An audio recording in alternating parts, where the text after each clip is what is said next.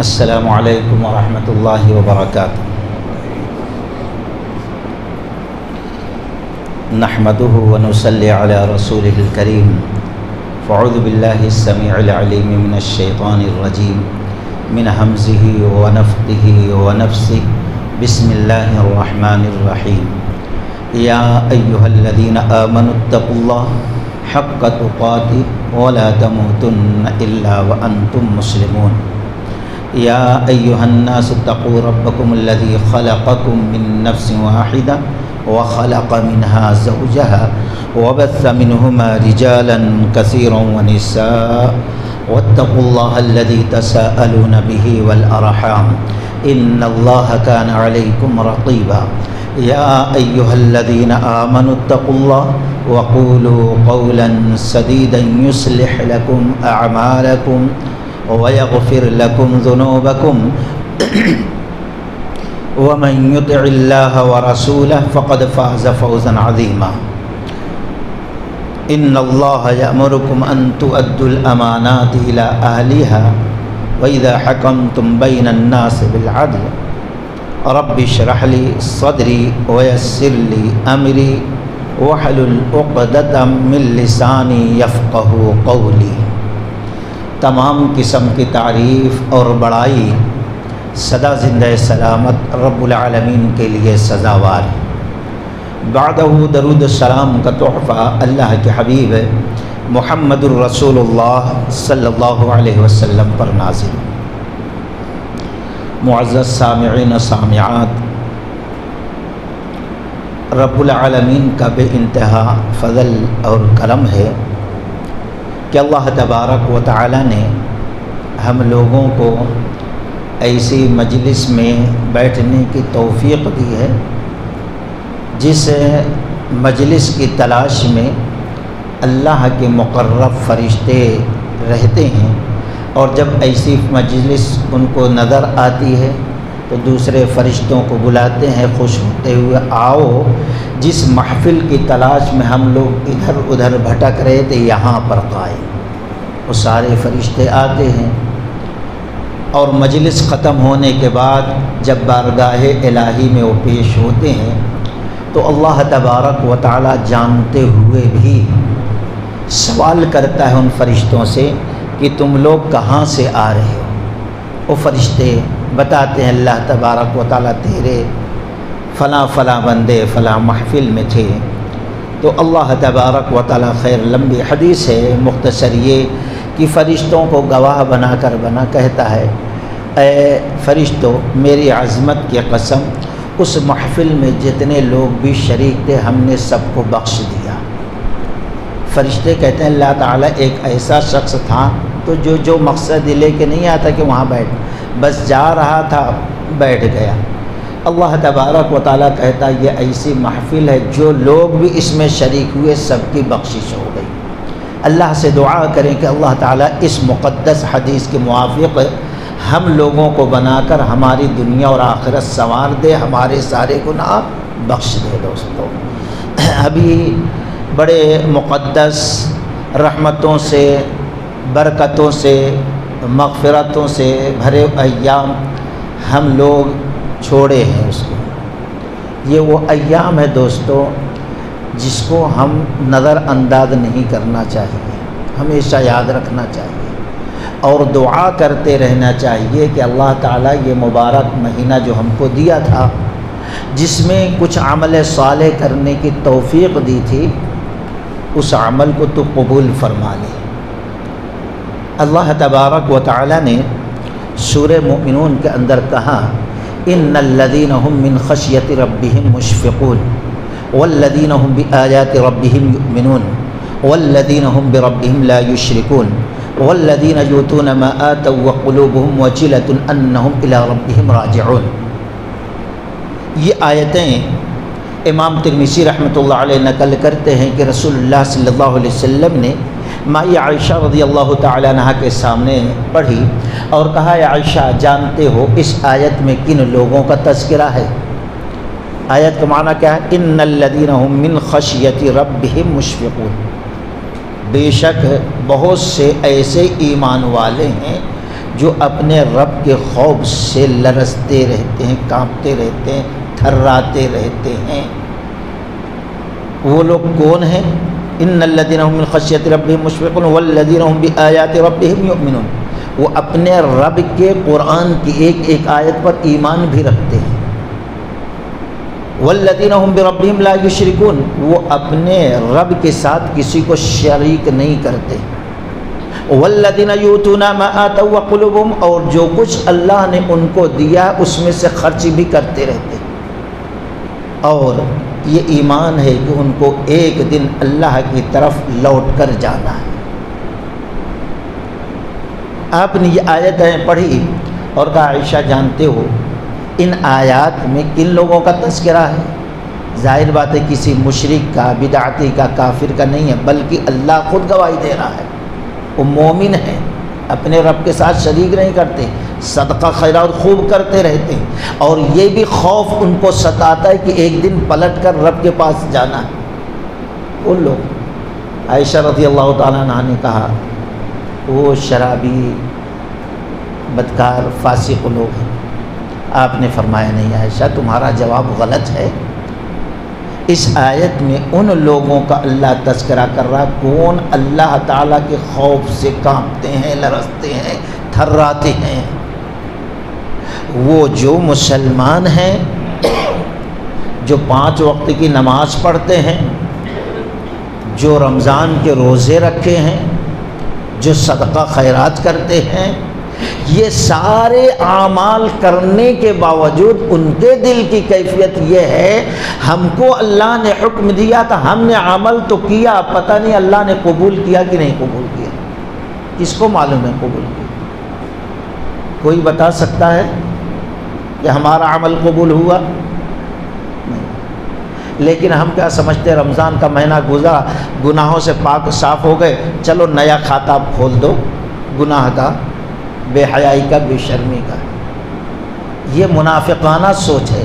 مومنانہ انداز یہ ہے عمل کرنے کے بعد یہ خوف ہو اور یہ امید بھی ہو حد درجے کہ اللہ تعالی نے ہمارے اعمال کو قبول بھی کر لیا ہے اور اللہ ہم کو بخش دیا ہے، یہ مومنانہ انداز۔ اور پھر یہ خوف بھی ہو پتہ نہیں اللہ نے قبول کیا کہ نہیں قبول کیا، اور قبول نہیں کیا اسی حالت میں جب رب سے میں ملوں گا تو اگر قبول نہیں ہوا ہے تو پھر انجام کیا ہوگا میرا؟ اب وہاں موقع بھی نہیں تو ملے گا کہ چلو دوبارہ ابھی زندگی ہے ہم کو عمل کر لینا ہے۔ یہ سوچ کے وہ لرزتے ہیں کہ امید بھی ہے قبول ہونے کی اور ڈر بھی ہے قبول نہ ہونے کی۔ یہ مومنوں کے دلوں کے انداز ہوتا ہے دوستوں۔ خیر مختصر یہ کہ جس موضوع کا تذکرہ کیا گیا اسی کے مناسبت سے سورہ نساء کی ایک آیت کریمہ کا ٹکڑا پڑا، ان اللہ یأمرکم ان تؤدوا الامانات الی اہلہا واذا حکمتم بین الناس بالعدل ان اللہ نعم ما یعظکم بہ۔ اللہ تبارک و تعالیٰ فرمایا اللہ تم کو تاکیدی حکم دے رہا ہے، ترغیب نہیں دے رہا، حکم دے رہا ہے، قانون نافذ کر رہا ہے۔ کس چیز کا؟ ان اللہ یأمرکم ان تؤدوا الامانات الی اہلہا، امانت کو صاحب امانت کو دے دو، جس کی امانت ہے اس کو ادا کر دو۔ اور پھر دوسرا حکم وَإِذَا حَكَمْتُمْ بَيْنَ النَّاسِ بِالْعَدْلِ، لوگوں کے درمیان جب موقع ملے کسی چیز کے فیصلہ کرنے کا تو عدل کے ساتھ ان کے درمیان تم فیصلہ کرنا۔ ان اللہ نعم ما یعظکم بہ، یہ بہت بہترین نصیحت ہے جو اللہ تبارک و تعالیٰ تم کو کر رہا ہے، یعظکم بہ، ان اللہ کان بما تعملون بصیرا، اللہ تبارک و تعالیٰ تمہارے عملوں کو دیکھ رہا ہے، کوئی اللہ تعالیٰ سے چھپ نہیں سکتا، نہ اپنے آپ کو چھپا سکتا ہے۔ تو اللہ تعالیٰ نے پہلا حکم اس میں کہ نعمت کو امانت کو صاحب امانت تک پہنچا دو۔ یہ امانت کیا ہے؟ اگر لغوی حساب سے ہم دیکھتے ہیں تو امانت کا معنی ہوتا ہے ایمانداری، حفاظت، منصب، شریعت کی پابندی۔ اب یہاں پر یوں سمجھ لو مختصر الفاظ میں، ہمارے اوپر جن لوگوں کا جو حق ہے، چاہے وہ اللہ کا ہو، رسول اللہ صلی اللہ علیہ وسلم کا ہو، ماں کا ہو، باپ کا ہو، بیوی کا ہو، بچوں کا ہو، پڑوس کا ہو، یا جس کے ساتھ ہم کاروبار کر رہے ہیں ان کا ہو، یا کوئی ہم کو ذمہ داری دی گئی ہے وہ ہو، جو چیز ہے جس کا حق اس کا حق ادا کر دینا، یہ ہے امانت۔ یہاں تک کہ کعب بن مالک رضی اللہ تعالی عنہ کہتے ہیں عورتوں کے اپنی عزت آبرو کی حفاظت یہ بھی امانت ہے، نماز کے لیے وضو کرنا یہ بھی امانت ہے، ہماری طہارت ٹوٹ گئی یہ بھی امانت ہے، ہم سے کوئی شخص بات کرتے ہوئے ادھر ادھر پریشان ہو کے دیکھ رہا ہے تو اس درمیان جو ہم سے بات کر رہا ہے وہ بات کی حفاظت کرنا بھی امانت ہے، اگر دوسروں سے کہہ دیں گے تو وہ بھی امانت میں خیانت ہوگی، ہم سے کوئی مشورہ لے رہا ہے تو وہ بھی امانت ہے، اگر صحیح مشورہ دے سکتے تو ٹھیک ہے، اگر ہم کو تجربہ نہیں ہے تو خاموش رہ جانا، اگر بلا وجہ ہم اس کو بلا تجربے کے بلا علم کے مشورہ دیں گے تو یہ بھی خیانت ہوگی، یہ بھی گناہ ہوگا، یہ بھی جرم ہوگا۔ خیر بہت وسیع مفہوم ہے امانت کا۔ ان اللہ یأمرکم ان تؤدوا الامانہ، یہ آیت کب نازل ہوئی؟ عبداللہ بن مسعود رضی اللہ تعالیٰ عنہ امانت کا تذکرہ کرتے ہوئے کہتے ہیں کسی نے امانت میں خیانت کی تو اگر کوئی ایک انسان شہادت کا مقام حاصل کر لیتا ہے، ہم نماز پڑھ لیے تو ہم سمجھتے ہیں کہ دین کا ایمان کا حق ادا کر دیا، جنت کا مستحق ہو گئے۔ کوئی شخص صحابی رسول عبداللہ بن مسعود رضی اللہ تعالیٰ عنہ کہتے ہیں اپنی جان تک بھی لڑا دیتا ہے، شہید ہو جاتا ہے، سارے گناہ اللہ بخش دیتا ہے، لیکن اگر اس نے خیانت کی ہے تو اس کے گناہ معاف نہیں ہوں گے، روک دیا جائے گا، میدان محشر میں ہوگا امانت میں خیانت کرنے والا، کہا جائے گا جو امانت تھی لا، وہ کہے گا اللہ تعالیٰ دنیا تو ختم ہو گئی، کہاں سے لائے، کہاں سے دے؟ تو دیکھے گا دوزخ کے آخری تہہ میں، آخری حصے میں وہ امانت پڑی ہوئی ہے، جائے گا اس کو اٹھائے گا، باہر نکلنے کی کوشش، پھر گر جائے گی وہ امانت، یعنی یہی عذاب اس کو دیا جائے گا۔ خیر اس آیت کا جو نزول ہوا اس کا پس منظر یہ ہے کہ رسول اللہ صلی اللہ علیہ وسلم جب مکہ فتح کیے تو ایسے وقت میں ساری معاملات سے، ساری چیزوں سے آپ کو سکون ملا تو کعبۃ اللہ میں داخل ہوئے، سواری پہ بیٹھ کر آپ نے کعبۃ اللہ کا طواف کیا، سواری پہ بیٹھے بیٹھے حجر اسود کی طرف لکڑی بتائی، اشارہ کیا، بس۔ خیر پھر اس کے بعد عثمان بن طلحہ رضی اللہ تعالی عنہ کو بلایا جن کے پاس کعبۃ اللہ کی کنجی تھی، کہا ذرا کنجی دو تو کعبہ کے اندر داخل ہونا ہے۔ جیسے وہ کنجی دینے کے لیے ہاتھ بڑھائے، نبی علیہ السلام کے پیارے چچا عباس رضی اللہ تعالیٰ عنہ نے کہا اللہ کے رسول صلی اللہ علیہ وسلم زمزم کی ذمہ داری تو ہمارے اوپر ہے، اب کعبۃ اللہ کی کنجی بھی دے دیے تاکہ ایک ہی خاندان میں یہ دونوں چیز آ جائے، یہ فضیلت ہم کو مل جائے۔ جیسے عباس رضی اللہ تعالی عنہ نے کعبۃ اللہ کی چابی کو مانگا ہے، عثمان بن طلحہ رضی اللہ تعالی عنہ نے ہاتھ کو سمیٹ لیا۔ اللہ کے رسول صلی اللہ علیہ وسلم نے کہا عثمان چابی دو، ہاتھ نہیں بڑھا۔ عثمان رضی اللہ تعالی چابی دو۔ تیسری مرتبہ جب چابی مانگا تو ہاتھ بڑھا کر نبی صلی اللہ علیہ وسلم کے ہاتھ پہ رکھتے ہوئے غم زدہ انداز میں کہتے ہیں اللہ کے نبی صلی اللہ علیہ وسلم یہ اللہ کی امانت ہے، میں آپ کے سپرد کر رہا ہوں، آپ کے ہاتھ پہ رکھ رہا ہوں۔ آپ نے چابی لی اور کعبۃ اللہ کو کھولا، نماز پڑھی، پھر اس کے اندر جو بت وغیرہ تھے توڑا، باہر پھینکا، اور مقام ابراہیم جو تھا اس کو باہر نکالے کعبۃ اللہ کی دیوار پہ، اور کہا یہ تمہارا جائے مصلی ہے۔ پھر آپ نے کچھ نصیحتیں کی اور لمبی چوڑی تقریر ہے۔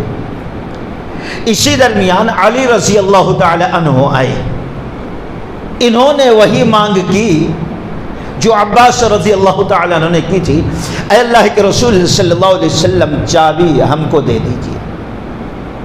کتنا اونچا مقام! شروع میں بچپن میں بچوں میں سب سے پہلے اسلام قبول کرنے والے نبی صلی اللہ علیہ وسلم کے چچا زاد بھائی، نبی صلی اللہ علیہ وسلم نے ان کی پرورش کی ہے، نبی صلی اللہ علیہ وسلم نے ان کے نکاح میں اپنی پیاری بیٹی، لاڈلی بیٹی فاطمہ رضی اللہ تعالیٰ عنہ کو دے دیا ہے۔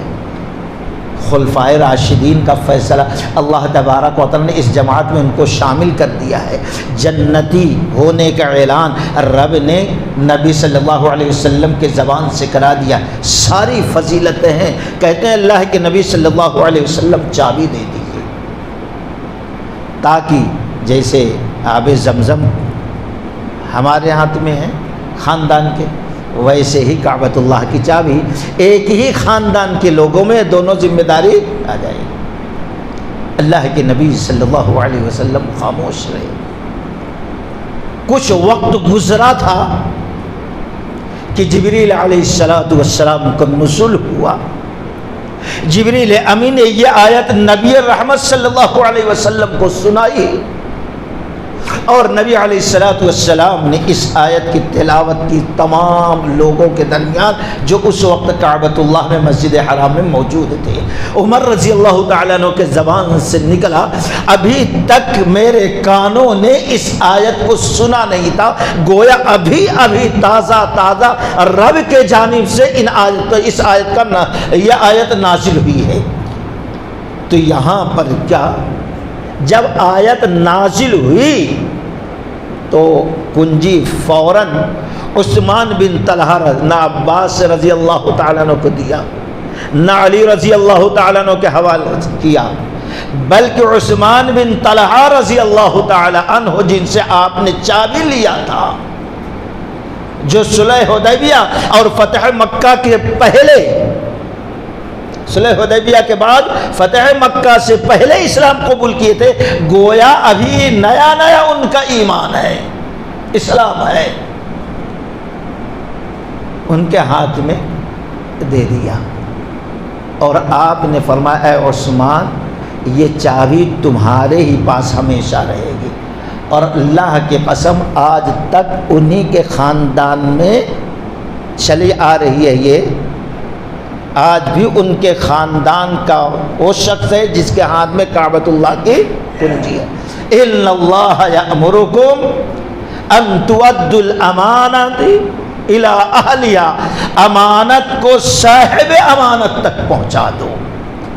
اب یہاں امانت کا مفہوم کئی ایک ہے، لیکن سب سے اہم مفہوم معنی مطلب جو ہوتا ہے وہ شریعت ہے۔ ہم مسلمانوں کے پاس امانت اللہ کی جانب سے سب سے بڑی امانت شریعت کی امانت ہے، سب سے بڑی امانت اطاعت و فرما برداری کی امانت ہے۔ قرآن رب العالمین نے فرمایا، ابھی شیخ محترم نے جو آیتیں تلاوت کی اس پر غور کرو، یا ایھا الذین آمنوا اتقوا اللہ وقولوا قولا سدیدا، دو چیز اپنا لو، دنیا کی ساری پریشانیاں ختم ہو جائیں گی، سارے مسائل حل ہو جائیں گے دوستو۔ یہ میرا وعدہ نہیں ہے، رب کا وعدہ ہے۔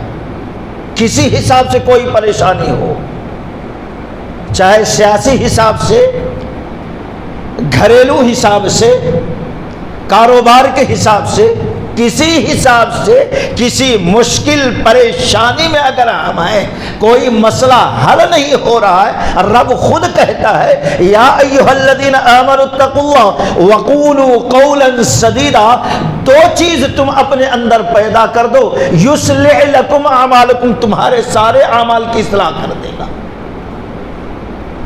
سارے معاملات۔ پہلی چیز آمنوا اتقوا اللہ، تقوی اختیار کرو۔ پورے مہینے کا روزہ ہم نے رکھا، مقصد کیا ہے؟ رمضان کے روزے کا مقصد کیا ہے؟ نہیں معلوم؟ تقوی سب سے اہم مقصد۔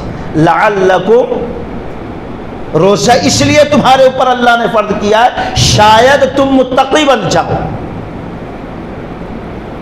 اب کوئی شخص کہہ سکتا ہے ہم کو تقوی ملا ہے، چلیے ہمارے بڑے بزرگ ہیں بھائی عبدالجبار بھائی سے پوچھیں گے تقوی ملا؟ کسی کو پتہ ہی نہیں۔ 50 سال سے روزہ رکھے، 40 سال سے رکھے، 10 سال سے، 5 سال سے، کوئی کہہ سکتا ہے؟ کسی کو نہیں۔ اگر تقوی نہیں ملا تو پورے مہینے کی محنت بیکار ہو گئی۔ اب اگر ہم کو جانچنا ہے تقوی ملا نہیں ملا، تو امام حاکم رحمۃ اللہ علیہ مستدرک حاکم کے اندر نقل کرتے ہیں عبداللہ بن مسعود رضی اللہ تعالیٰ صحابی رسول، جن صحابہ کے بارے میں نبی علیہ الصلوۃ والسلام کہتے ہیں انتم شہداء اللہ علی الارض، اس زمین پر تم اللہ کے گواہ ہو، جس کے بارے میں تم گواہی دے دو نیک ہونے کی وہ نیک، جس کے برے ہونے کی گواہی دو برا۔ ویسی شخصیت، ویسی جماعت میں سے ایک فرد عبداللہ بن مسعود رضی اللہ عنہ، یعنی اللہ کے گواہ میں سے، یہ مقام، یہ مرتبہ اللہ نے دیا ہے۔ کہتے ہیں 3 علامتیں دیکھ لو، اگر تمہارے اندر ہے تو سمجھ لو تقوی مل گیا۔ پہلی چیز یہ ہے کہ ان یطاع فلا یعصى، تمہارے اندر اطاعت فرما برداری کا جذبہ پیدا ہو جائے، ولا یعصى، اور نافرمانی کا جذبہ ختم ہو جائے۔ پہلی علامت، رمضان کا مقصد ملا، حج کا مقصد ملا، روزے کا مقصد ملا، تقوی کا مقصد ملا، تقوی ملا نہیں ملا۔ پہلی علامت صحابی رسول کہتے ہیں ان یطاع فلا یعصى، فرما برداری ہو اور نافرمانی نہ ہو۔ ان یذکر فلا ینسى، رب کو ہمیشہ یاد رکھا جائے، کبھی بھولا نہ جائے۔ یہ تقوی کی دوسری علامت۔ ان یذکر فلا یکفر، ہمیشہ شکر ادا کیا جائے، ناشکری نہ کی جائے، کفر نہ کیا جائے۔ ناشکری کرنا کفر ہے دوستو۔ اگر یہ 3 چیزیں ہو گئی تو سمجھ لو روزے کا مقصد، حج کا مقصد، زکوٰۃ کا مقصد، عمرہ کا مقصد، ذکر و اذکار کا مقصد، نماز تراویح کا مقصد، تقوی ہم نے حاصل کر لیا۔ اب خود فیصلہ کر لیں دوستو، تقوی آیا کہ نہیں؟ اطاعت ہو، نافرمانی نہ ہو، رب کو ہمیشہ یاد رکھا جائے، اگر کبھی بھول سے چوک سے کوئی غلطی ہو رہی ہے، نافرمانی ہو رہی، کوئی بھائی یاد دلا دیا، امام صاحب درس میں یاد دلا دیے، خطیب صاحب خطبے کے ذریعے یاد دلا دیے تو رک جاؤ۔ اور جو بھی اللہ نے نعمتیں دی ہیں ہم شمار تو نہیں کر سکتے ہیں، عمل کے ذریعے سے، زبان کے ذریعے سے، قلب کے ذریعے سے ان کا شکر ادا کیا جائے، کفر نہ کیا جائے۔ اگر یہ 3 چیزیں ہیں تو سمجھ لو آپ کے اندر تقویٰ آ گیا، مقصد رمضان حاصل کر لیا۔ اور دوسری چیز اللہ تبارک و تعالی نے فرمایا کہ تم قول سدید، سچ بولو، سیدھی صاف ستھری بات کرو، لپیٹ نہ ہو، دھوکہ نہ ہو، فریب نہ ہو، جھوٹ نہ ہو، ہیج پیج نہ ہو، کجروی نہ ہو، ایک دم صاف ستھری بات ہو۔ اگر یہ دو چیز ہے، اللہ تعالیٰ کہہ رہا یصلح لکم اعمالکم، تمہارے حالات کی اللہ اصلاح کر دے گا۔ تم رمضان میں جو عمل کر رہے ہو اللہ اس کو قبول کر کے تم کو اور زیادہ عمل کرنے کی توفیق دے دے گا۔ یصلح لکم اعمالکم ویغفر لکم ذنوبکم، اور تمہارے سارے گناہ زندگی کے بخش دے گا۔ ومن یطع اللہ ورسولہ فقد فاز فوزا عظیما، اور جو شخص اب آئندہ کی زندگی میں ہر کام اللہ و رسول کی اطاعت فرما برداری میں انجام دے گا، انہی لوگوں کے لیے دنیا میں بھی کامیابی اور آخرت میں بھی کامیابی ہے۔ ناکامی سے اللہ نامرادی سے بچا لے گا۔ پھر آگے اللہ نے کیا کہا؟ انا عرضنا الامانۃ علی السماوات، کہاں سے اللہ و رسول کی اطاعت ہوگی؟ اللہ آگے بیان فرما رہا انا عرضنا الامانۃ علی السماوات والارض والجبال فابین ان یحملنها واشفقن منها وحملها الانسان انه كان ظلوما جہولا، ہم نے اس امانت کو، انا عرضنا الامانۃ علی السماوات والارض والجبال، آسمان پر بھی پیش کیا، زمین پر بھی پیش کیا، بڑے بڑے پہاڑوں کو بھی پیش کیا، سبوں نے انکار کر دیا امانت کو اٹھانے سے۔ نہ آسمان اٹھانے کے لیے تیار ہوا، نہ زمین اٹھانے کے لیے امانت کا بوجھ تیار ہوئی، اور نہ ہی بڑے بڑے اونچے پہاڑ ہمالیہ وغیرہ، احد پہاڑ جیسے بڑے بڑے پہاڑ بھی تیار نہیں ہوئے۔ انسان جاہل تھا جو اس چیز کو اٹھا لیا۔ اب ایک سوال پیدا ہو سکتا ہے، انکار کیسے کیا؟ آسمان نے، زمین نے، پہاڑ نے؟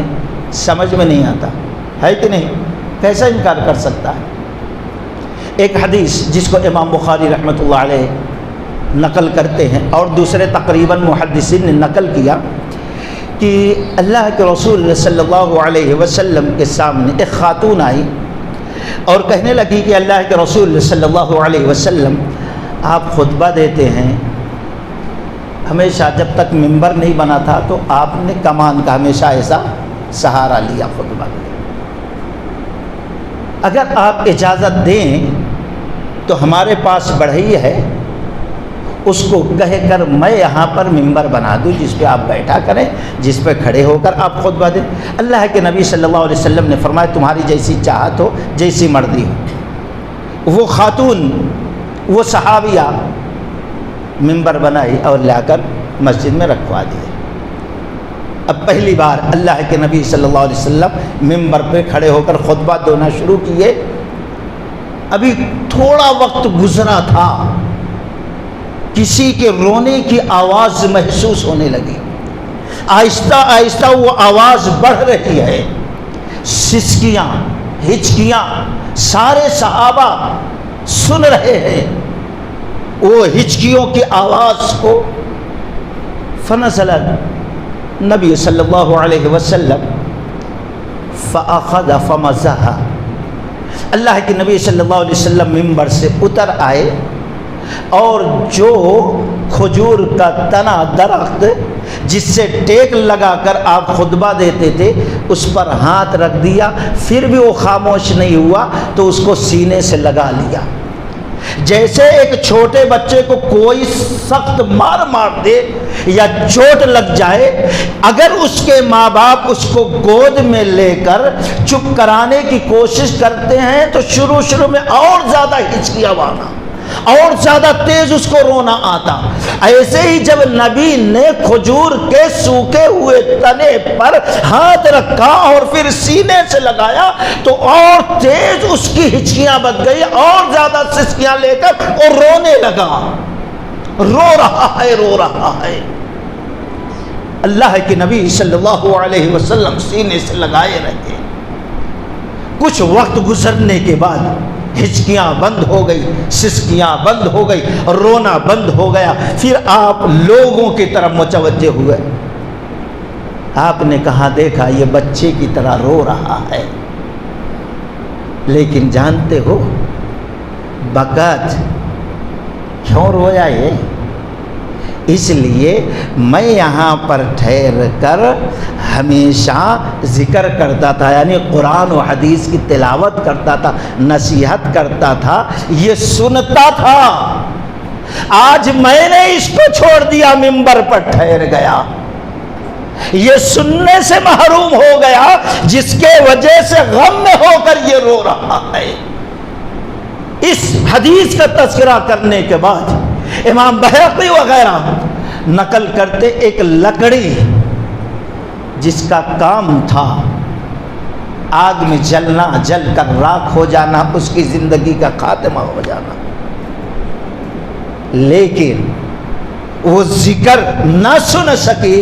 لکڑی تو غم میں روئی، جس کے وجہ سے اللہ تعالیٰ اس کو جنت میں داخل کرے گا. جس کا کام تھا جلنا وہ جنتی ہو گیا.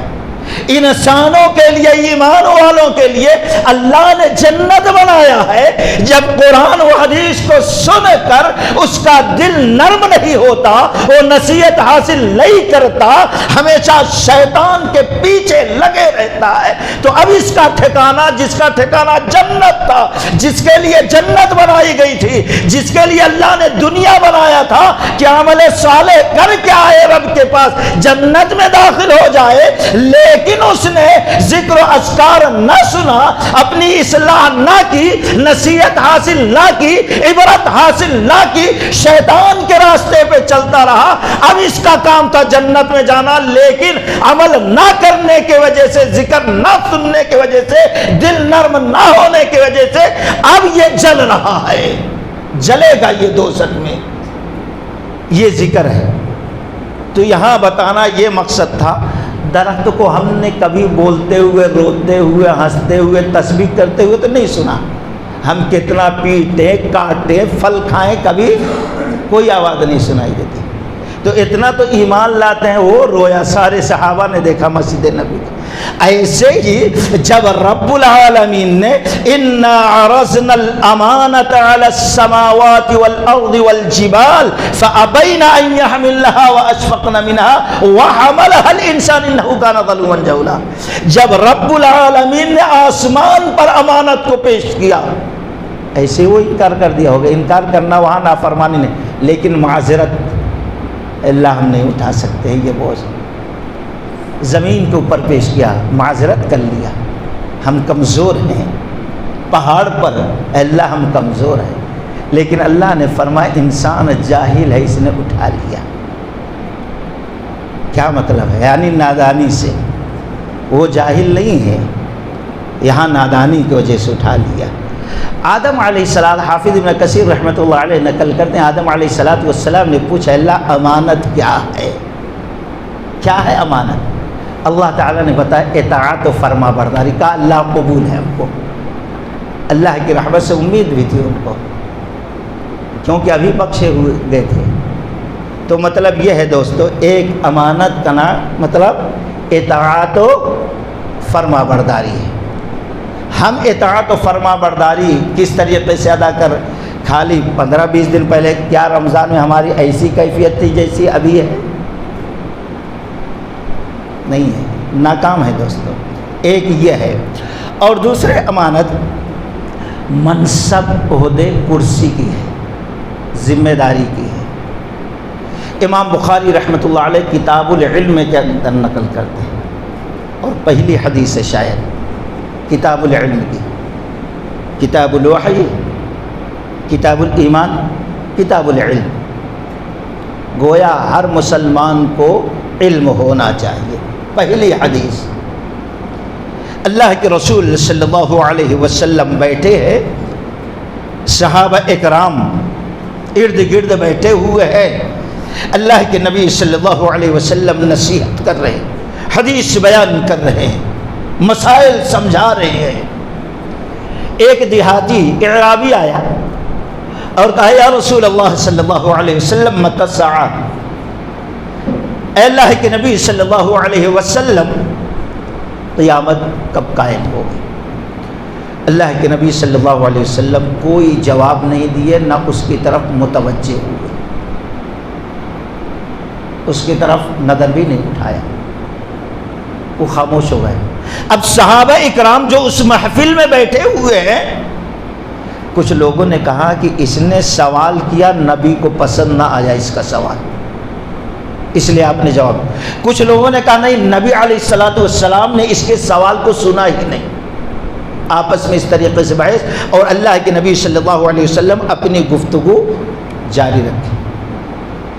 لیکن امام بخاری رحمۃ اللہ علیہ نے اس حدیث سے کئی مسائل نکالے، ان میں سے ایک مسئلہ یہ بھی ہے، جب استاد صاحب علم کوئی چیز بیان کر رہا ہے تو بیچ میں ٹانگ نہیں اڑانا چاہیے۔ ادب، اخلاق، تہذیب، تمدن کا تقاضا یہ ہے جب صاحب علم اپنی بات کو روک دے پھر اس کے بعد سوال کرنا چاہیے۔ ایک محفل کا، مجلس کا، عالم کا ایک احترام اس حدیث کے ذریعے سکھایا اللہ کے نبی۔ خیر، آپ کی بات پوری ہو گئی تو آپ نے فرمایا اینا، کہاں گیا وہ آدمی جو قیامت کے بارے میں پوچھتا تھا قیامت کب قائم ہوگی؟ وہ کنارے تھا۔ ہاں انا یا رسول اللہ صلی اللہ علیہ وسلم، ہاں اللہ کے نبی صلی اللہ علیہ وسلم، میں گیا نہیں، میں یہاں موجود ہوں، آپ کی بات سن رہا ہوں، فرمائیے۔ آپ صلی اللہ علیہ وسلم نے فرمایا تمہارا سوال کیا تھا؟ کہا یہی پوچھا تھا قیامت کب قائم ہوگی۔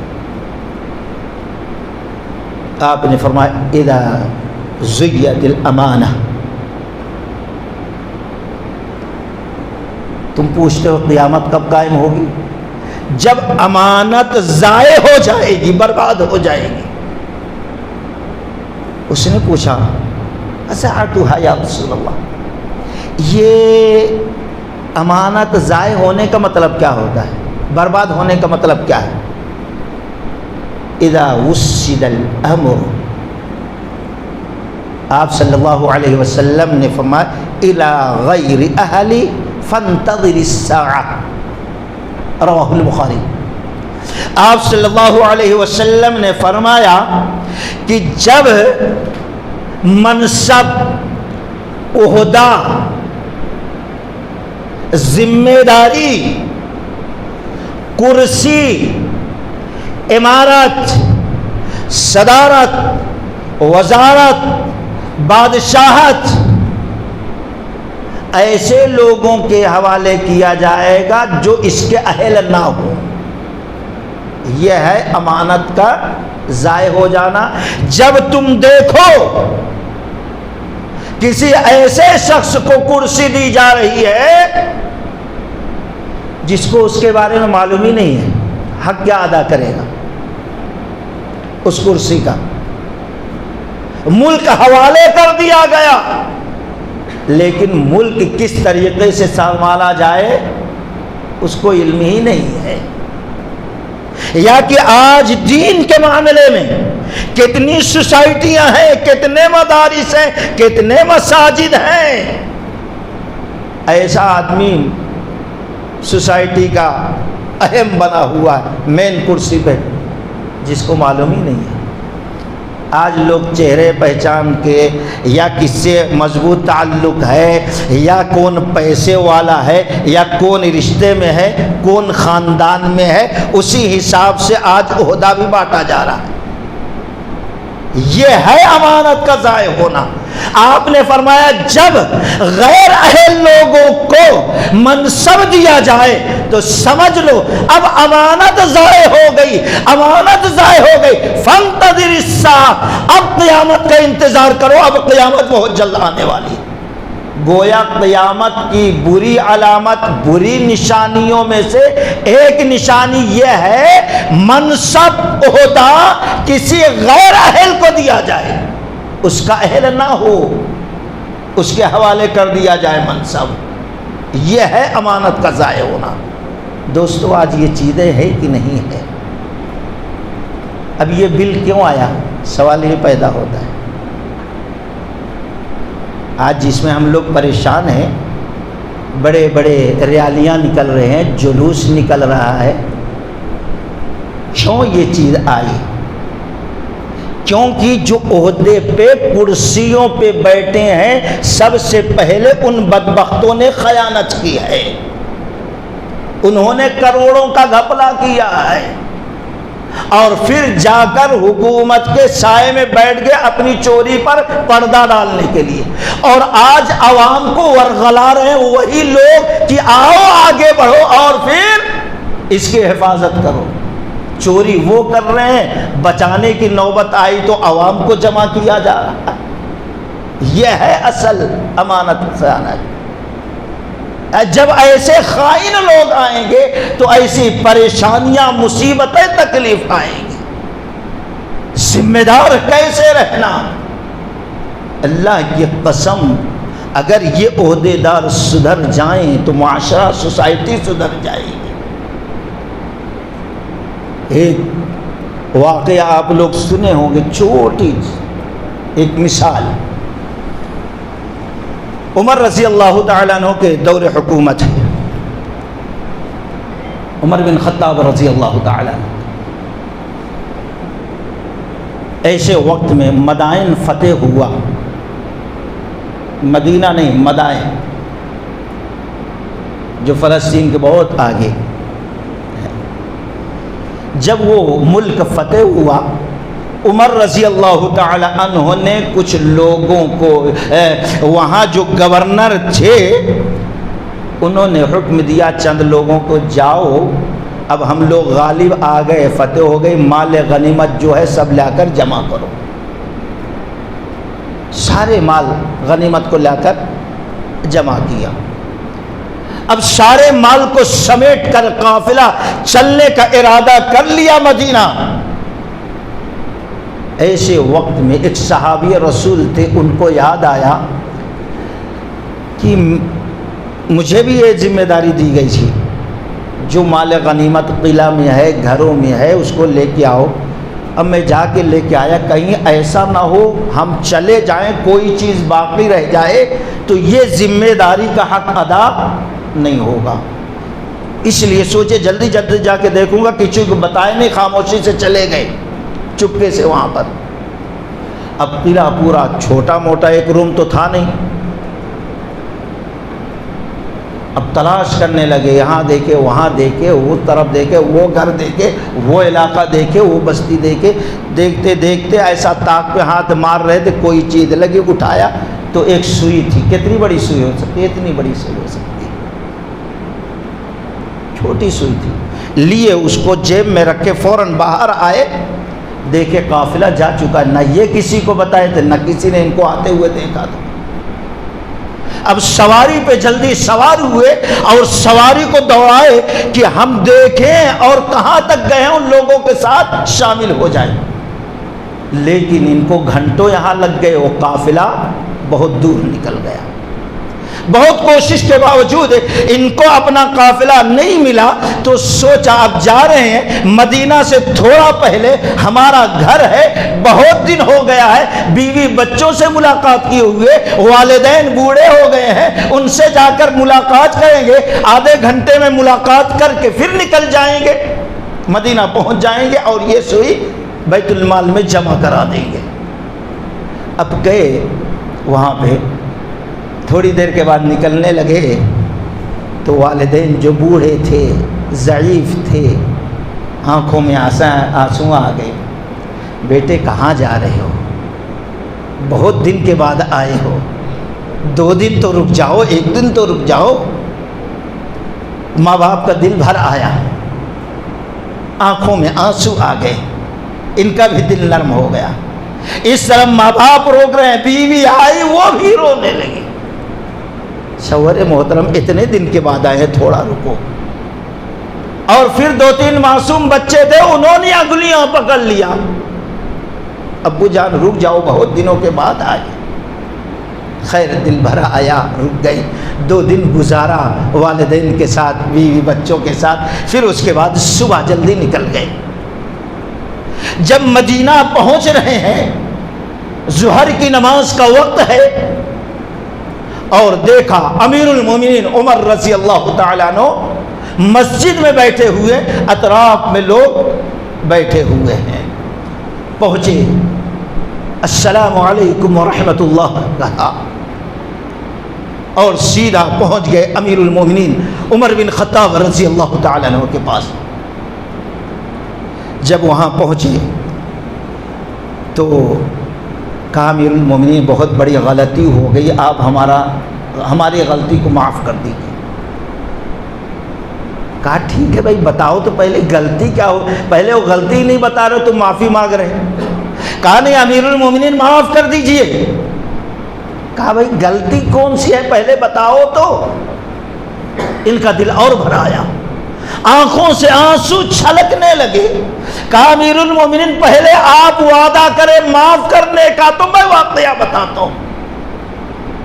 جب ان کی آنکھوں میں آنسو دیکھا دل بھر آیا تو کہا ٹھیک ہے میں نے معاف کیا، اب بتاؤ کون سی غلطی ہوئی ہے تم سے۔ تو پورا واقعہ بیان کیا۔ امیر المومنین بلا بتائے ہوئے ایسے میرے دل میں آیا کہ ہو سکتا ہے کوئی چیز باقی رہ گئی ہو، میں نے اپنے عہدے کا، اپنے منصب کا، اپنی کرسی کا حق ادا نہ کیا، اپنی ذمہ داری کا، اس لیے واپس گیا، تلاش کیا، ایسے ایک سوئی ملی، اور جب باہر آیا سب لوگ نکل گئے تھے، میں سوچا راستے میں میرا گھر ہے، مل کے 15 منٹ میں نکل جاؤں، لیکن گھر والوں نے بہت ضد کیا تو مجبوراً لوٹنا پڑا۔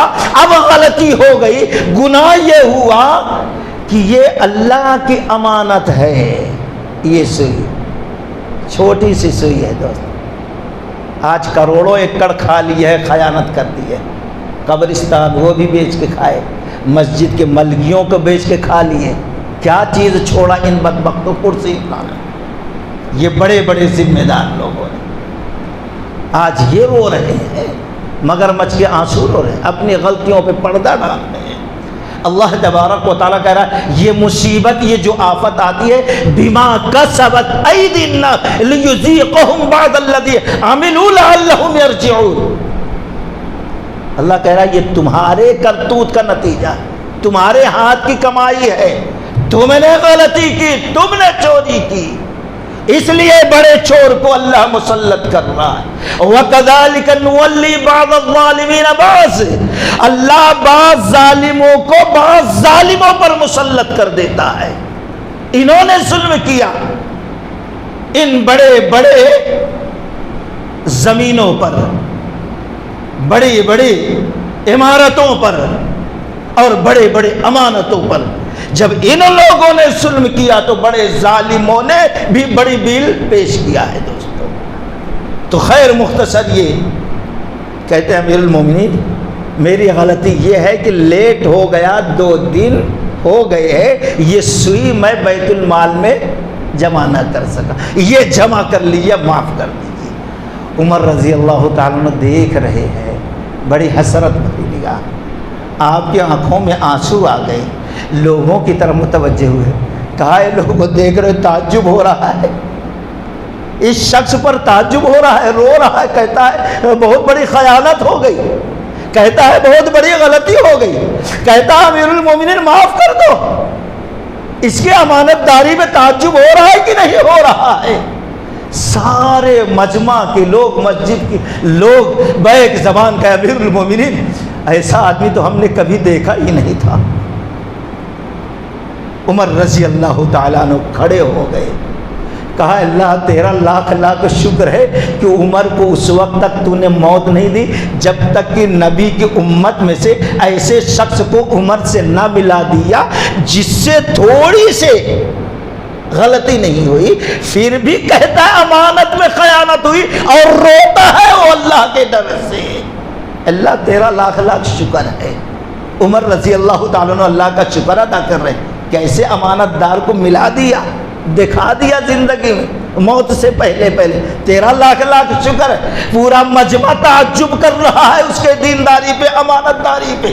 جو گورنر نے ان کو منصب دیا تھا, اس منصب کو, اس امانت کا حق کس طریقے سے ادا کیا. ایسا امانت دار کبھی زندگی میں نہ سنا نہ دیکھا تھا. تعجب کر رہے ہیں. اسی وقت علی رضی اللہ تعالیٰ عنہ ٹھہرتے ہیں, کہتے ہیں اے لوگو, اس کی امانت داری پر تم کو تعجب ہے, لیکن علی کو اللہ کی قسم کوئی تعجب نہیں. لوگوں نے کہا علی تم کو کیا ہو گیا ہے, تمہیں کیا ہو گیا ہے؟ پورے مجمع کے لوگ تعجب کر رہے ہیں اس کی امانت داری پہ, اور تم کہہ رہے علی کو تعجب نہیں ہے. کہا ہاں نہیں تعجب. کہا ہوش میں؟ کہا ہاں ہوش میں ہو. کہا کیوں کہے ہو تعجب نہیں ہے, جب عمر رضی اللہ تعالیٰ نے جیسی شخصیت کو تعجب ہے, یہاں 100 لوگ جمع ہے, سب کو تعجب ہے, آپ کو تعجب کیوں نہیں دکھتا؟ کہا اس لیے ہمیں اس پر تعجب نہیں ہے, بلکہ جب ہمارا امیر, ہمارا خلیفہ, ہمارا وزیر, خلیفۃ المسلمین اتنا امانت دار ہے تو ظاہر ہے اس کے ساتھیوں میں یہ امانت داری ہونا چاہیے. معلوم یہ ہوا جب کرسی پہ بیٹھنے والے, عہدے پر بیٹھنے والے, منصب پہ بیٹھنے والے امانت دار ہوں گے تو نیچے والے بھی امانت دار ہوں گے. کرسی پہ بیٹھنے والا چور ہوگا تو سب چور ہوں گے. یہ ہے مطلب دوستو. اس لیے علی رضی اللہ تعالیٰ نے کہا اس کی امانت داری پہ مجھے تعجب نہیں ہے, کیونکہ اللہ نے عمر جیسے خلیفہ ہم کو عطا کیا جو اتنا امانت دار ہے. تیل بھی وزن کرتا ہے تو بیوی کو کہتا ہے وزن مت کرو, کہیں ایسا نہ ہو تیل کا قطرہ تمہارے ہاتھ میں لگ جائے تو خیانت ہو جائے گی. یہ امانت داری ہے دوستو. تو اللہ کے نبی صلی اللہ علیہ وسلم نے فرمایا کہ جب غیر اہل, خائن, چور, جو اس کے مستحق نہ ہو, ان کو منصب دیا جائے تو سمجھ لو یہ قیامت کی نشانیوں میں سے نشانی ہے. فانتظر الساعہ, اب تم قیامت کا انتظار کرو کہ اب قیامت آنے والی ہے, کیونکہ ایک علامت پوری ہو گئی. آج بتاؤ دوستو 99% یہ گناہ ہے کہ نہیں ہے, یہ خیانت ہے کہ نہیں ہے؟ آج یوں ہی یہ مصیبت نہیں آ گئی, پریشانی ہمارے اوپر نہیں آ گئی دوستو.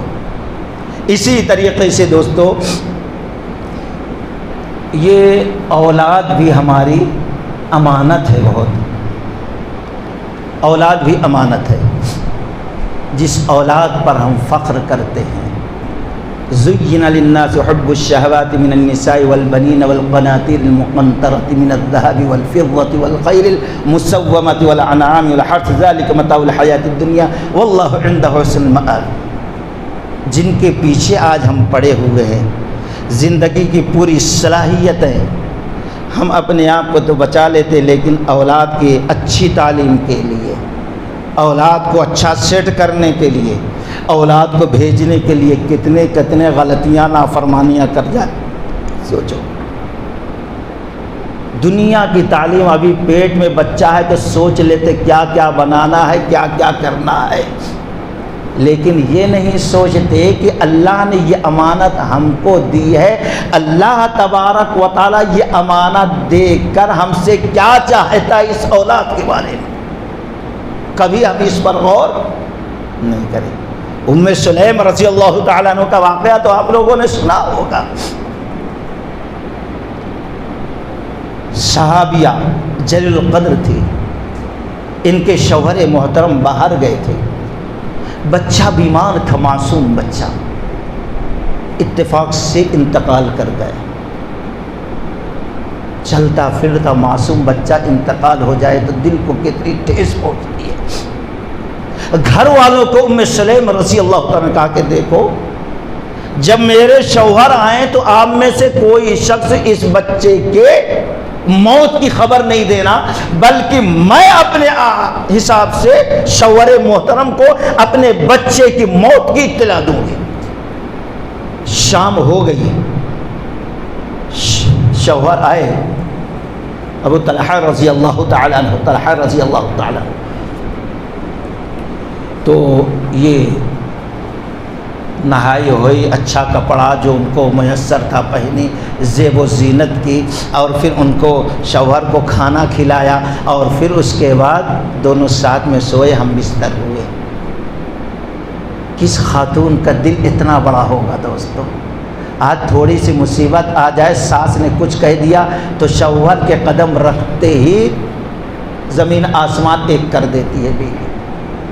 وہاں پر کیا تکلیف، معصوم بچہ ہے، لاش کو کفن میں لپیٹ کر کونے میں رکھ دیا ایک کمرے کے، اور خود زیب و زینت کی اور کھانا کھلایا شوہر کو۔ شوہر نے اس درمیان پوچھا بھی بچہ کیسا ہے؟ کہا پہلے سے بہت اچھا ہے۔ کیا صبر، کیا فرما برداری، کیا شوہر کے سکون کے دل میں تڑپ اور جذبہ۔ کھانا کھلا دیا، دونوں سوئے، ہم بستر ہوئے۔ پھر اس کے بعد باتیں ہونے لگی، تو باتیں کرتے کرتے ام سلیم رضی اللہ تعالی عنہا نے پوچھا، شوہر محترم یہ بتاؤ، اگر کوئی امانت ہمارے پاس رکھا ہو اور وہ واپس لینا چاہے تو اس کو دینا چاہیے کہ نہیں؟ صحابی رسول نے کہا، ارے بھائی اس نے دیا ہے، تمہارے پاس امانت ہے تو کیوں نہیں دینا چاہیے؟ ضرور دے دینا چاہیے، نہیں دو گے تو ظلم ہوگا۔ کہا اللہ تبارک و تعالیٰ نے بچے کی شکل میں ہم کو امانت دیا تھا اور امانت کو واپس لے لیا، وہ دیکھو غسل دے کے کفن میں لپیٹ کر بچے کے ہم نے لاش کو رکھا ہے، لے جاؤ دفن کر دو۔ یہ ہے دوست، پریشان ہو جاتے ہیں۔ میں آیا، پوچھا، تم نے یہ جواب دیا، کھانا کھلایا، ہم بستر ہوئے، جب تک تم نے نہیں بتایا، بہت غصہ کیے۔ خیر پھر بیوی نے صبر کیا، ان کو صبر کی تلقین کی۔ صبح ہوئی تو گئے اللہ کے رسول صلی اللہ علیہ وسلم کے پاس۔ اللہ کے رسول صلی اللہ علیہ وسلم کے سامنے سارا واقعہ رکھا۔ اللہ کے نبی نے تعجب کیا ام سلیم رضی اللہ تعالیٰ عنہ کے صبر پر اور شوہر کے ساتھ جو مسئلہ ہوا، اور کہا اللہ نے اگر چاہا تو تمہارے اس ملاف میں جو رات میں تم دونوں ملے ہو، اس ہم بستری میں، اللہ خیر و برکت دے گا۔ پھر اس کے بعد مفسرین لکھتے ہیں اللہ نے 10 بیٹے دیا اور سب کے سب قرآن کے حافظ تھے، سب کے سب قرآن کے حافظ تھے۔ یہ امانت اولاد ہے دوستو، اور اس امانت کے کیا تقاضا ہے؟ صرف ایک واقعہ جو بارہا آپ لوگوں نے سنا ہوگا، کنز العمال کی روایت۔ ایک بوڑھا تھا اور کہتا ہے امیر المومنین میرا بیٹا نالائق اتنا بڑا ہے کہ جب اس کو غصہ آتا جس لکڑی سے جانور کو مارتا ہے اسی لکڑی سے مجھے مارتا ہے۔ عمر رضی اللہ تعالیٰ عنہ کو غصہ آ گیا، بلایا اس نوجوان کو، ادھر آؤ، شرم نہیں آتی؟ باپ بوڑھا ہو گیا ہے، اس کے ادب نہیں معلوم، اس کے فرائض، اس کے حقوق نہیں معلوم، الٹا تو اپنے بوڑھے باپ کو مارتا ہے۔ کہا امیر المومنین میں نے غلطی کی ہے، صحیح ہے، لیکن آپ سے میں کچھ پوچھنا چاہتا ہوں، آپ پھر جو چاہیں سزا دیں۔ کہا کیا ہے؟ کہا میرا بھی کچھ حق ہے باپ پر، ہے کہ نہیں؟ بھئی والدین کا حق ہے اولاد پر، تو اولاد کا بھی حق تو کچھ ماں باپ پر ہوتا ہے نا۔ کہا کچھ حق ہے؟ کہا ہاں۔ کہا کیا حق ہے امیر المومنین، آپ بیان کرو۔ کہا جب بچہ پیدا ہو تو اچھا نام رکھا جائے، اور آج ہمارے لوگ لیٹسٹ نام تلاش کرتے ہیں، فلموں میں جو سن لیے اسی طریقے سے ادھر ادھر یوٹیوب دیکھتے رہتے ہیں، یہ نہیں سوچتے نام کا مطلب کیا۔ اور اپنے سے جب پوچھیں گے مولوی صاحب ایسا ہوا ہے ذرا نام بتا دو، آپ نام بتاؤ گے عبداللہ، عبد الرحمن، آدم اور موسیٰ، نہیں یہ تو پرانا نام ہے، فاطمہ، عائشہ، نہیں تو یہ تو پرانا میرے خاندان میں، کوئی لیٹسٹ نیا نام۔ رکھ دو بھائی کھڑکی دروازہ چپل جوتا رکھ دو، لیٹسٹ نام ہے، اور کیا کرتے ہیں؟ یعنی نبی کا صحابی کا نام بتایا جائے، بڑے بڑے صحابیات کا نام بتایا جائے تو ان کو لیٹسٹ نام ہونا، اور اس میں جا کر کیسے کیسے نام۔ تو عمر رضی اللہ تعالیٰ عنہ سے پوچھا گیا، اس نوجوان نے پوچھا میری غلطی ہوئی، میں نے باپ کو مارا ہے، صحیح ہے، لیکن یہ بتائیے کہ اولاد کا بھی کچھ حق ہوتا ہے ماں باپ پر؟ خیانت کدھر سے ہوئی ہے؟ کون پہلے حق نہ ادا کر کے ظلم کیا ہے، خیانت کیا ہے؟ بتائیے کیا ہے؟ عمر رضی اللہ تعالیٰ نے کہا کہ اچھا نام رکھا جائے۔ اللہ کے نبی نے فرمایا اللہ کے صفاتی ناموں میں سے عبداللہ، عبد الرحمن، یہ اللہ کو پسند ہے، یا نبیوں کے نام پر نام رکھا جائے اپنے۔ اسی لیے محدثین لکھتے ہیں تقریباً عبداللہ نام کے 500 لوگوں کا نام تھا اس وقت، ایک نہیں دو نہیں۔ آج ہم کہتے ہیں اس کا ہے، اس کا ہے، اس کا ہے، اتنا پیارا نام ہے عبداللہ، عبد الرحمن۔ تو کہا اور دوسرا؟ کہا دوسرا یہ ہے کہ بچے کو اچھی تعلیم دی جائے، قرآن حدیث کی تعلیم دی جائے۔ اور کچھ ہے؟ کہا ہاں، جب بچہ شادی کے لائق ہو جائے، نیک صالحہ فرما بردار عورت کو تلاش کیا جائے، نکاح کیا جائے۔ کہا لیکن سنیے امیر المومنین، میں جب پیدا ہوا تو میرا باپ اچھا نام میرا نہیں رکھا، بلکہ یوں سمجھ لیا کھٹمل نام رکھا، لیٹسٹ ہونا تھا نا، یا بجو، ایسا نام، کیڑوں کا نام، مچھروں کا نام، اچھا نام نہیں رکھا۔ پہلا حق اس نے ادا نہیں کیا، امانت میں خیانت کیا۔ دوسرا، جب تعلیم دینا تھا میری عمر تھی، اس وقت میرے ہاتھ میں یہ ڈنڈا دے دیا، یہ لکڑی دے دیا اور کہہ دیا جانور لے جا کے چراؤ۔ اس لیے جب مجھے غصہ آتا ہے تو جس لکڑی سے میں جانور کو مارتا ہوں اسی سے اپنے باپ کو بھی مارتا ہوں۔ اور آپ شادی کی بات کرتے ہیں، نیک صالحہ مومنہ، ایسی عورت سے نکاح کیا جو بے حیا بے شرم تھی، فاحشہ تھی۔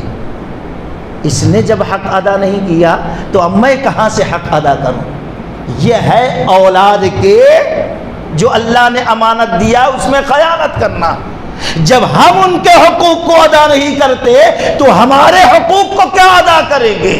امام بہقی رحمۃ اللہ علیہ بہقی شریف کے اندر نقل کرتے ہیں رسول اللہ صلی اللہ علیہ وسلم نے فرمایا میدان محشر قائم ہوگا، اللہ تبارک و تعالیٰ ایک جوڑے کو کہے گا جاؤ جنت میں، وہ خوشی سے بھاگتے ہو جائیں گے، اللہ واپس کرے گا ادھر آ جاؤ واپس۔ جب وہ جوڑا واپس آ جائے گا کہا جنت میں تم لوگ جا رہے، اے اللہ آپ ہی نے اجازت دیا تو ہم جا رہے تھے، اب آپ نے بلایا تو میں آ گئے، ہم آ گئے۔ اللہ پوچھے گا یہ کون ہے؟ اللہ کہ وہ لوگ کہیں گے اللہ یہ میرا بیٹا ہے، یہ میری چھوٹی بیٹی ہے، یہ مجلا بیٹا ہے، یہ چھوٹی بیٹی ہے، چھوٹا بیٹا ہے۔ اللہ تعالیٰ کہے گا لیکن تم نے امانت میں خیانت کی ہے۔ وہ کہیں گے اللہ تعالیٰ خیانت کیا کی؟ ارے ہم بھوکے رہے، ان کو اچھا کھلائے، ہم تھرڈ کلاس کا کپڑا پہنے، پھٹا پرانا پہنے عید میں، لیکن اپنے بچوں کو ہزاروں روپے میٹر والا دلائے۔ ہم مجبوری کی زندگی گزار لیے لیکن لاکھوں قرضہ لے کر اونچی تعلیم دیے، جس کے وجہ سے آج دنیا میں اتنی ترقی کیے تھے، کروڑ پتی بن گئے تھے، ان کا نام ہو رہا تھا، لوگ ان کے پیچھے گھوم رہے تھے۔ ہم نے تکلیف اٹھائی، ان کے اس امانت میں خیانت نہیں کی، ظلم نہیں کیا۔ اللہ کہے گا تم لوگ صحیح کہہ رہے ہو، لیکن یہ بتاؤ کبھی یہ بتائے کہ ہم نے ان کو کیوں پیدا کیا ہے؟ کبھی میرا حق بتائے، کبھی دین سکھائے، کبھی قرآن پڑھائے، کبھی پیدائش کا مقصد بتائے، کبھی دوزخ سے خوف دلائے، کبھی جنت کی نعمتوں کا تذکرہ کر کے جنت حاصل کرنے کی تمنا، امنگ، چاہت، خواہش پیدا کیے؟ نہیں، بھول گئے۔ اللہ کہتا یہ ہے ہماری امانت میں خیانت، ہم نے امانت رکھی تھی، تو نے خیانت کی، یہ باغی بن گئے، یہ ظالم بن گئے، میرے نبی کی سنت کی اتباع نہیں کی، میرے فرمان کی اتباع نہیں کی، بلکہ شیطان کے نقش قدم پر زندگی گزارتے ہوئے اب یہاں پہنچے ہوئے ہیں، جس کے وجہ سے ہم ان کو دوزخ بتا رہے ہیں۔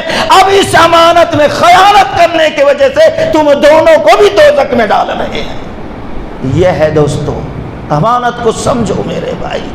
یہی وجہ ہے کہ رسول اللہ صلی اللہ علیہ وسلم غور کرتے تھے، پہلے غور کرتے، جب بچہ بات کرنے لگتا تو لا الہ الا اللہ سکھلاتے، جب بچہ بات کرنے لگتا قل ادعوا اللہ بد الرحمن ایما تدعوا فله الاسماء الحسنى ولا تجهر بصلاتك ولا تخافت بها وابتغ بين ذلك سبيلا وقل الحمد لله لم يتخذ ولدا ولم يكن له شريك في الملك ولم يكن له ولي من الذل وكبره تكبيرا۔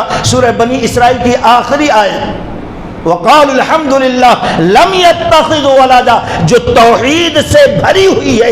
اس آیت کو بچوں کو معصوم جو ابھی بات کرنا شروع کیا ان کو رٹایا کرتے تھے۔ شرک کی تردید ہے زوردار انداز میں، اور توحید کا اس کے اندر تذکرہ ہے۔